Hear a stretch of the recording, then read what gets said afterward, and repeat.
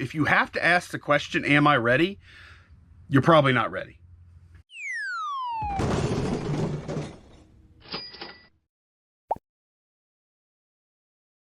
Well, good morning, everyone. It is Lonnie. We're back in the shed. Hope everyone had a very good Christmas. We did. I've actually taken quite a few days off now in a row. So I haven't been on YouTube. I haven't been doing anything eBay related in a pretty good while. It is the day after Christmas now, and do need to get a few orders out. Sales trickled to almost nothing over the past few days, but like leading up to Christmas. So, but I do have a couple things I need to get out. So we'll go ahead and do that, and then we'll look at some comments and questions from the last video. It's time to get back into the swing. First order is going out to John. Viewer named John. He bought a Bismarck and a Tirpitz battleship. These models, and I don't have that many of these models left anymore. And these are kind of weird, because typically I would combine shipping on just about anything. However, this particular thing, I'm not combining shipping. I'm actually shipping them separate. If I ship them via USPS priority individually, they ship for, well, let me look real quick. They ship for right at $9 and then a piece. But if I ship them together via USPS priority, it's like $24, because they get into that region where you're paying for dimensional weight. Could save a couple of dollars and ship them both together via FedEx, but then I have to use another box, and I'd rather just ship them priority. So that's how I'm doing it. But anyway, thank you very much, John. These are the only ones I have left. I started off with a bunch. I have 1, 2, 3, 4, 5, 6, 7. I have 14 battleships left, all the same model.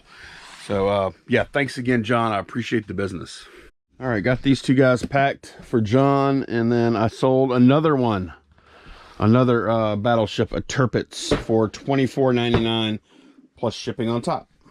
I got all those battleships packed, and now I'm looking for a Marini Voodoo bat. Let's see, that says SC. Let me make sure that's the one. SC3 long barrel. I want to make sure that is the one I need before I climb up there and grab it. So let me go double check. Yep, this is the one that I needed. Double check before I climbed up here. Went through all that trouble. Whoa, this other one's about to roll right off of there. All right, there we go. Yeah, so I got... This bat is just in awesome condition too. I mean, excellent condition. $42.99 plus shipping on top is what I got for it. What did I pay for it? Don't remember. Probably a couple of bucks if I had to guess. I really don't remember. But this is going GSP, so it's going overseas. And I'm going to use one of those poster tube boxes there. Okay, so I want to talk about this package real quick, because I know that I've read where some people have had problems shipping this package at a reasonable cost. This is a medium mailing tube, okay? And the length is 38 inches. But it's weird because it's a triangle, right? So one side of the triangle, this side right here, is actually a little bit longer than 6 inches, okay? And then the height, here's the way I like to look at it anyway. The height is 5 inches.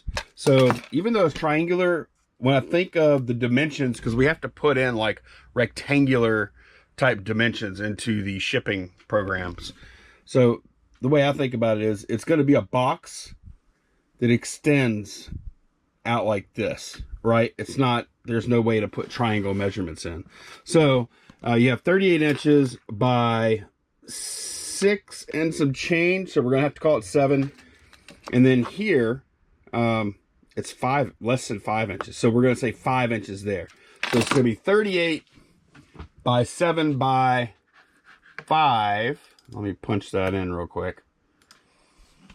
And let me cover up information. There we go. All right, so 38 by 7 by 5. If it's 2 pounds, I haven't weighed it yet. $8.25. However, if you change one dimension on here, this is how close it can be. If you just change this to 38.77, I don't know why you would do that, but if you did, 22.13. So you're right, you're butting right up against that dimensional shipping rate. So, oh, something else I want to check too, because it was 38, but if they measure it, like if they're real hard about it, and what if they call it 39? They call it 39 inches long, still be good, 8.25. 39.75. It's real close.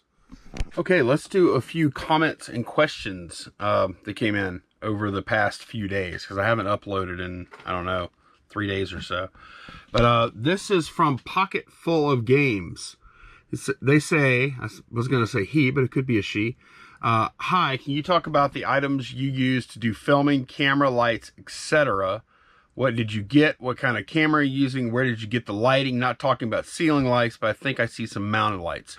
Okay, all I use to film these videos is a GoPro Hero 8, and prior to November I used a GoPro Hero 7.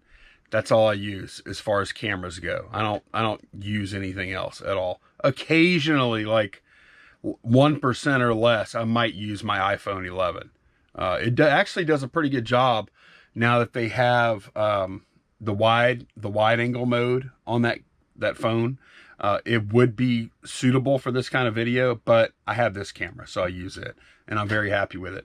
As far as the lighting goes, they said, not talking about ceiling lights, but the ceiling lights, these are LED shop lights. That's actually all that I use for filming these videos. That's all I use. I use these lights. These are LED panel lights. They're like 96 LEDs. They were like $30-something a piece on eBay. I have a link down below, but they go in and out of stock a lot, and so that link probably doesn't work. But you could sometimes find them on Amazon also.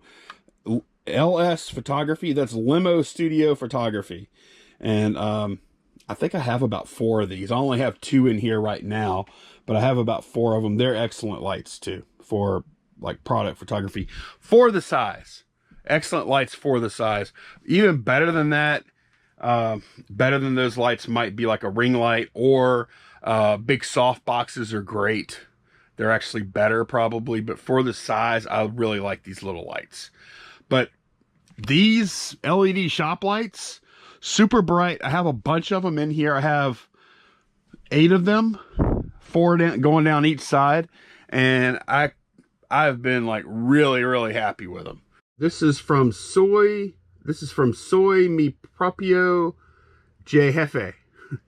How do you deal with shipping prices? I mean, when you list an item and you introduce the size of the item, and the system offers the shipping and the prices and services options. Sorry, I'm having trouble reading this one. But when you sell, those sizes can change because the box or envelope you can use, the buyer paid for the price you put first, and if that changes, are you losing money, or will it be adjusted to the buyer also? So bottom line is, whenever you do calculated shipping or any kind of shipping, you need to know what kind of box you're going to be shipping in and exactly how big that box is going to be. Even if you haven't packaged it prior to listing it, you need to know the size of your shipping container. If you don't, then you can find yourself in a situation where you could be losing money if the box is oversized and gets into dimensional shipping. So I typically do know the size of the container that I'm going to be shipping in, so that mistake doesn't come up. If it does come up, then it's on me, because I advertised at one price and I'm gonna fulfill it at that price, unless there's some kind of glitch with the actual platform, which doesn't happen very often, as you know, in this particular kind of case. Yeah, I mean, bottom line, you have to know what shipping container you're going to use. Every time you list an item, you should be thinking, okay, if this sells, how am I going to ship it? What size is that going to be? How much weight is that shipping container and packing? How much weight is that going to add to the weight of the item for a total shipping weight? So you need to have that. That's very important. That's one of the mistakes that newer sellers make most often, is they don't think about how they're actually going to ship the item. And then they find themselves having to pay, you know, double the shipping they thought they were going to pay. They may even lose some money on the whole deal. And a lot of times those are some, you know, they lose some money, but a lot of times they gain a lot of experience in those spots. So yeah, you have to know this. Here's a question from David. Hi, Lonnie. How long did it take you to get 100 positive feedbacks? I'm not exactly sure how long it took me to get to 100 positive feedbacks. But to do it via strictly selling, if you're not saying, okay, I'm going to buy some stuff and get feedbacks that way, I would expect it to be 300 to 400 sales to get 100 feedback. I want to say that you typically will run about 25% feedback that you'll receive for stuff you sell. Mine's a little higher because I sell to a lot of viewers, and I find that viewers tend to leave more feedback than general populace, of course. So my recent feedback results won't match up with someone that's not doing that. But yeah, I would guess 400 to 500 would be probably a better number to get 100 feedback. Extremely specific question from Fluffmaster Flex. What boxes do you use to ship computer keyboards? I'm having a hard time finding any to fit without making a Frankenbox. I don't know. I just about always Frankenbox some kind of priority box for a keyboard, whether it be the priority shoebox or some of the longer type garment boxes. I usually am Frankenboxing those, so I don't know. I'm not the guy to know that one. Okay, here's a question from John. Do you have international shipping available for all your products? If not, how do you decide? I would say most. Sometimes I don't make international shipping available. Like if I was going to sell a higher value, like stereo receiver or something like that, I don't necessarily want the risk of shipping that international, whether I ship it myself or via GSP. I don't want that risk of there being a problem, and then now the shipping is so expensive that I'm on the hook for that too if something goes wrong. I think about the ratio of shipping cost to item cost. If that's way out of whack, I don't want to get involved with that international. A lot of times I relegate international items to 4 pounds or less so that they can go first class international package. But if it goes above 4 pounds, I'll do the GSP just because of the additional protection that offers you. And a lot of times I won't offer international at all on certain things. High value stuff. I mean, honestly, the bigger it gets and the more expensive it gets, the more risk it is involved. So that amount of risk tolerance is something everyone has to decide for themselves. Okay, Gabriel asks, love your video so far. Want to know how long I should sell on eBay as a side hustle before I make it, I guess, my only thing. I'll say this, and I hope I don't come off like ugly or anything like that, but if you have to ask the question, am I ready to do this full time? Then chances are you probably aren't ready to do this full time. I would say Like, I didn't do it this way. I did it very haphazardly and not ideally the way I did it. But I would think that, like, once you're making more money with reselling than you are with your job, and you're like, oh my God, my job is like really holding me back from making more money, or the time I spend at my job isn't worth the time I have to take away from reselling, then it'll almost tell you by itself that that it needs to happen. Like, that's the way I would envision in a perfect world that somebody would do that. But I think you need to be careful when you do it too. Like, we're coming out of fourth quarter, or we're still in fourth quarter right now, and actually sales should be pretty strong. January, February, usually pretty good. And this all depends on what you sell. I would caution anyone from making big moves as far as going full-time or not right now. I would want to see like what a whole year-long picture of your sales data looks like, because I'd hate to see somebody base, okay, well, I made $10,000 in December. If I make $10,000 a month, then that's $120,000 a year minus cost of goods sold, minus fees, everything else, right? That works. These numbers work, but fact is, you don't make the same amount of money. It's not a linear graph for most people. Some people it is, depending on what you sell. It's not a linear function as far as sales go for everyone. So I would caution you not to base sales, yearly sales, off of fourth quarter sales, because for a lot of people, they're not the same. Depending on what you're doing, like what kind of business you're in, what you're selling, you could actually do 50% of your sales within 3 months of a year. Or if you're like me, my sales are a lot steadier just because of what I sell. There is a little bit of bump, I guess, but it's not huge. So be careful. If you have to ask the question, am I ready? You're probably not ready. Okay, this one's from Casey. Quick question. When you have a sold item that the buyer doesn't pay for, do you cancel it and relist it, or let eBay handle it? Also, how do I block that buyer? So whenever you have something like you take a best offer on, like I just recently had that, like I just opened up a case today, as a matter of fact. Whenever you have that situation come up, you can set eBay up to automatically open up payment not received case, non-paying bidder case, I think is what it's called. And you can open that up 48 hours after the close of that item. So like if you take an offer or an auction ends at a given time, 48 hours after that happens, you can open up a non-paying bidder case. Once you've opened up that case, I believe it's 3 days they have to pay. Then after that 3 days expires, then you could close a non-paying bidder case, at which time you will get your eBay final value fee back. That will be refunded on your invoice. You'll want to check and make sure, of course. And then you can relist the item. Now, as far as how do I block that buyer? Hang on, let me pull something up.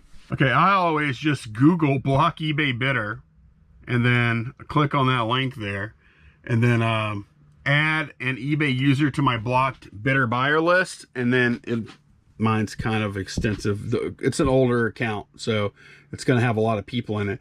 You just put a comma at the end, and then you add another person to it. And you'll notice, at least in my list, probably a lot of y'all, they end up saying like some numbers at deleted.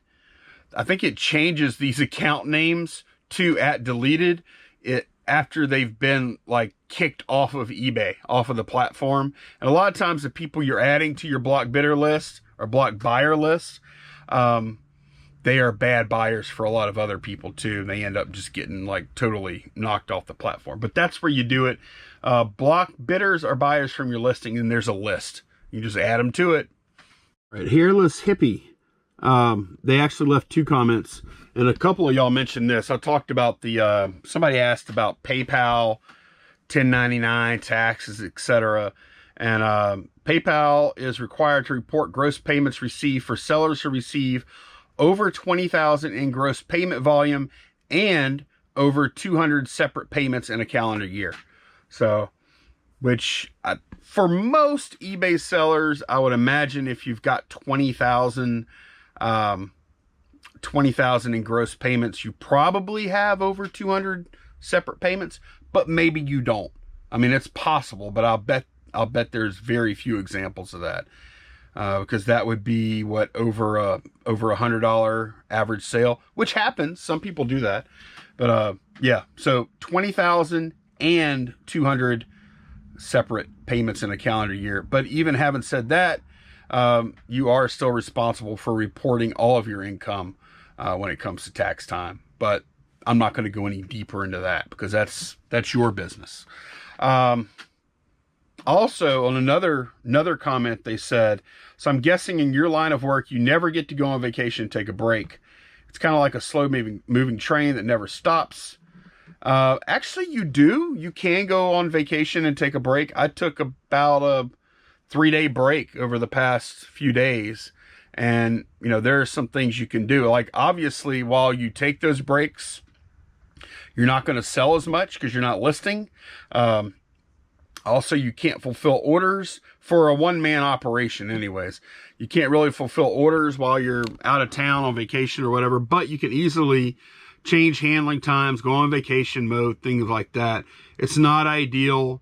And overall, I would agree that when you're a reseller, it is pretty much a constant year-long grind, but I did take a couple of vacations this past year, and I did take a few days off for Christmas too. So, I mean, I don't know. I feel like I could take up to a 2-week vacation at any given time if I wanted to without too big of a hassle. It's not easy though.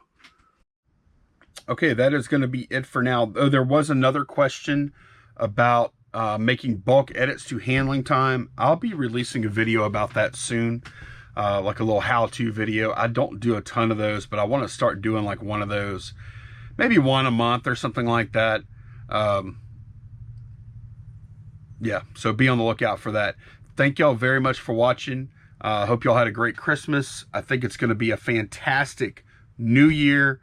We may be doing something special for New Year's Eve over on Garage Flips channel. So stay tuned. I will see y'all again soon. Take care, guys. Bye-bye.